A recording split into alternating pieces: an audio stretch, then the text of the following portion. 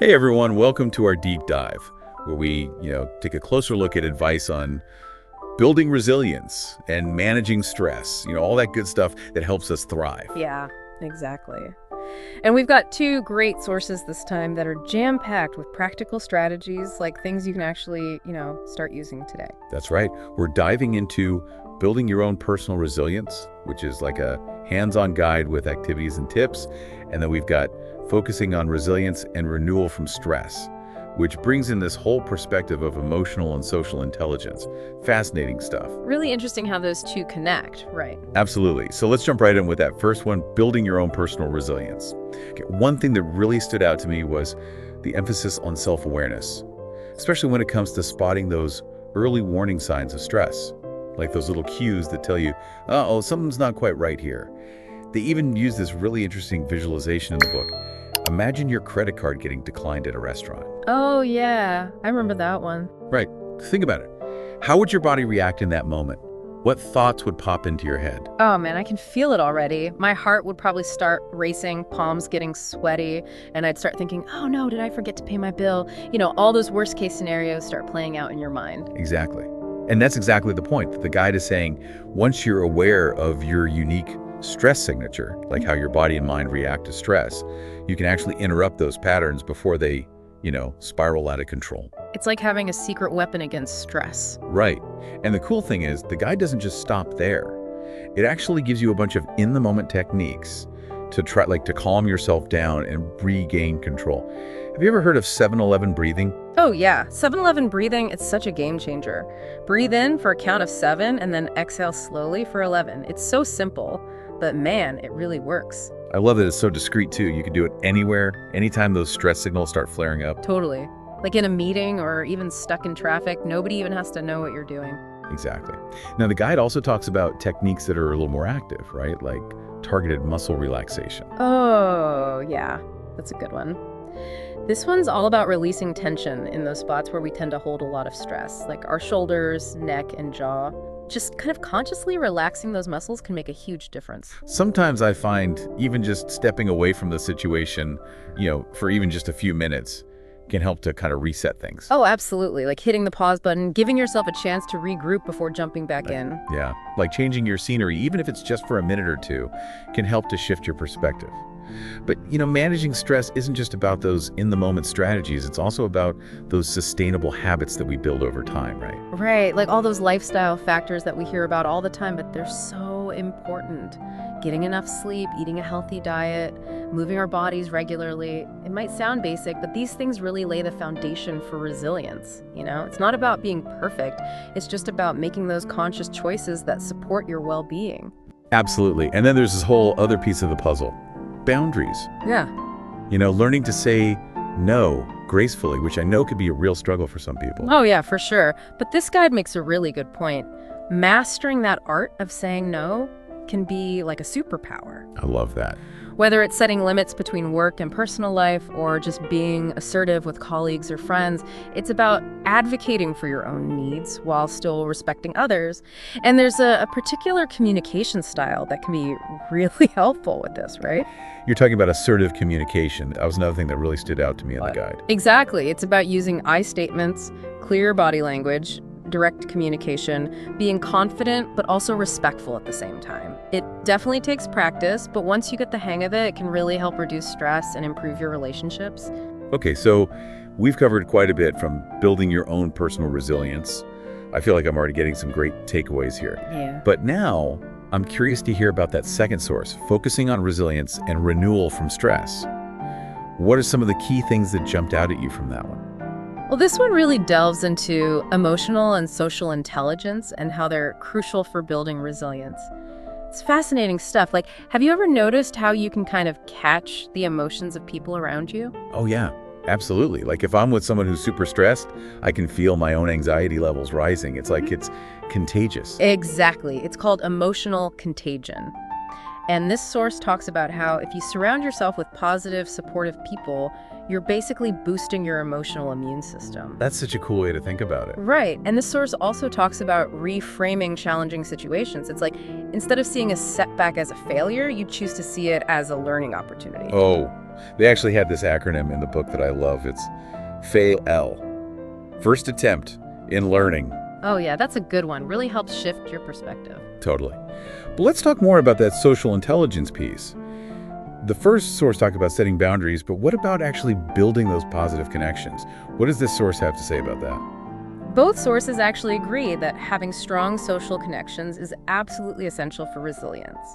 And it's not just about receiving support, it's also about being a source of support for others. So it's like a two-way street. Exactly. It's about showing up for each other, being present, being reliable, both in the good times and the bad times. So it sounds like those consejos prácticos, those practical tips we're looking for.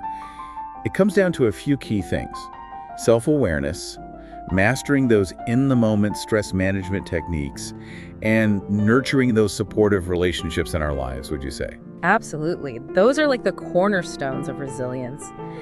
But there's so much more to explore, and we'll dive into those deeper layers in the next part of our deep dive. One thing that really struck me as we were talking about all those practical tips is how much both sources emphasize that resilience is a journey. It's not like you reach some magical endpoint where you're suddenly immune to stress. It's more about continually strengthening those emotional muscles, if that makes sense. I love that analogy. It's so true. Just like we need to exercise our physical muscles to stay fit, we need to actively work on building those emotional muscles too. But what are some of those specific exercises? The first source, building your own personal resilience, had some great ideas there. Right, and it all comes back to that foundation of self-awareness, understanding your strengths, weaknesses, and those things that really tend to trigger you. The more you know yourself, the better you'll be able to navigate those tricky situations.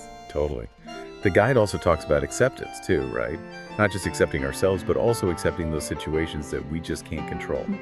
Yeah, there's this really powerful quote from the guide: "The things we can change, we should. The things we can't change, we must accept." It's about recognizing that sometimes letting go of that need to control everything is actually the most resilient thing you can do. So true.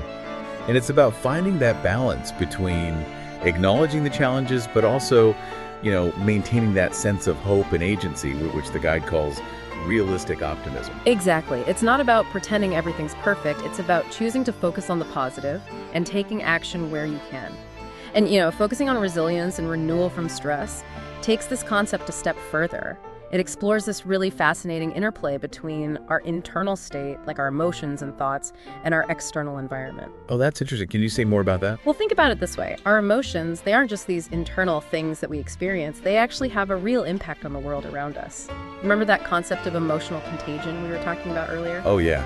How we can kind of catch other people's emotions, like a real-life emotional virus. Exactly, and it shows just how important emotional intelligence is, both in being able to recognize and manage our own emotions, but also being sensitive to the emotions of the people around us. When we cultivate those positive emotions within ourselves, we're not just helping ourselves, we're actually creating a more resilient and supportive environment for everyone. Like a ripple effect. Right, and both sources really emphasize the importance of relationships in building that collective resilience. We talked about social support earlier, but it's worth digging a little deeper into the practical side of things. Yeah, definitely. I'm always looking for concrete tips on how to actually build and maintain those strong, supportive connections. The first source, with its practical approach, probably had some good advice there. Oh, it did. It talks about setting healthy boundaries, communicating assertively, managing your time effectively, all those practical skills that can help us create more balanced and fulfilling relationships, which in turn support our overall resilience. I'm sensing a theme here.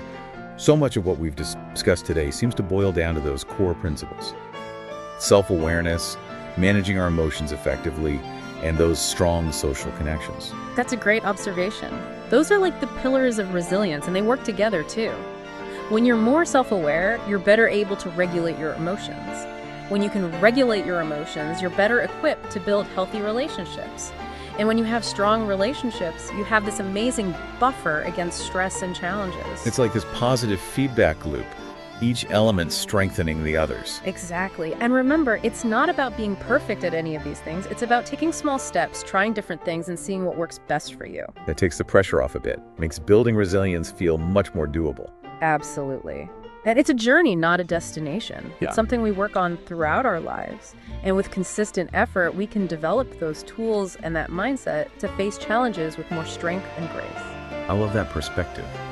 It's not about reaching some kind of resilient state, but about continually developing our capacity to adapt and thrive in the face of change. Before we wrap up this part of our deep dive, do you have any final thoughts?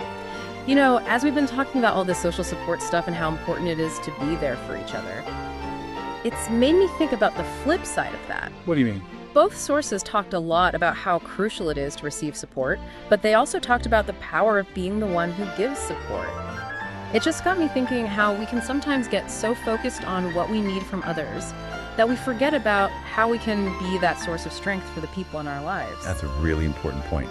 I think sometimes when we're going through our own struggles, we forget that we have the capacity to make a positive difference for others. Exactly. So as we head into the final part of our deep dive, I want to leave you with this question. How can you be a better source of support for the people around you? And in doing so, strengthen your whole network's resilience.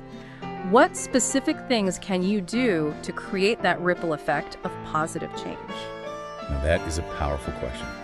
And I think it sets the stage perfectly for our final exploration of those consejos prácticos, those practical tips for actually putting all this resilient stuff into action. Okay, so we've talked about all these amazing strategies for building resilience, all this great stuff, but I keep thinking it's one thing to understand it all, but how do we actually put it into practice? Those consejos prácticos, the practical tips that can really make a difference. Absolutely. It's all about taking action. Right. Knowledge is only powerful when we actually use it. So let's take some of those key takeaways and turn them into things you can start doing right away. Perfect. Yeah. So first up, let's talk about recognizing those early warning signs of stress. Remember that visualization from building your own personal resilience, the credit card getting declined at the restaurant. Oh, yeah. That's a good one. It might seem a little silly, but it's so helpful for connecting with those subtle signs that stress is building. Take some time this week to really think about your own stress signature. How does your body react? What are your physical cues? Yeah, like do your shoulders tense up? Does your breathing get all shallow? Exactly. And what about your thoughts and emotions? Do you start feeling irritable, overwhelmed? Do you find yourself jumping to worst-case scenarios? It's like becoming a stress detective. Exactly. The goal is to get so familiar with your own stress signals that you can catch them early on before things spiral out of control. And once you know what to look for, you can start using those in-the-moment relaxation techniques we talked about. Yeah. Whether it's the 7-Eleven breathing, that targeted muscle relaxation, or even just stepping away from the situation for a bit, those tools can really help you regain your balance. And don't wait until you're in full-blown crisis mode to use them. The more you practice these techniques, even when you're feeling relatively calm, the stronger those emotional muscles will become. It's like anything else. The more you work at it, the better you get. And speaking of building those emotional muscles, we have to mention the FAIL acronym again. First attempt in learning. Such a great way to reframe those setbacks. It is. It's all about embracing that growth mindset, seeing challenges as opportunities for learning and development. And that ties in perfectly with one of the key insights from focusing on resilience and renewal from stress, the power of emotional awareness. Oh yeah, that source is so insightful. It's amazing how we can actually train ourselves to be more in tune with our emotions. It all starts with just paying attention, noticing what you're feeling throughout the day, and asking yourself, why am I feeling this way? It might feel a little awkward at first, but it gets easier over time, and the insights are so worth it. And once you're more aware of those emotions, you can start working on regulating them. Notice when you're starting to feel overwhelmed and try different strategies to manage those feelings. It might be taking a few deep breaths, going for a walk, journaling, or talking to someone you trust. The key is to find what works best for you. And of course, we can't forget about social support, both giving and receiving. Reach out to your people, let them know you're there for them. And don't be afraid to ask for support when you need it. We're not meant to go through this alone. Exactly. It's all about connection and community. As we wrap up this deep dive into resilience, I want to leave you with this. Remember that building resilience is a journey. It's about showing up for yourself with compassion, curiosity, and a willingness to learn and grow. And I have no doubt that you're capable of amazing things. So go out there and make it happen. Couldn't have said it better myself. Embrace those consejos prácticos, try different things, and celebrate each step you take on your journey toward greater resilience. You've got this.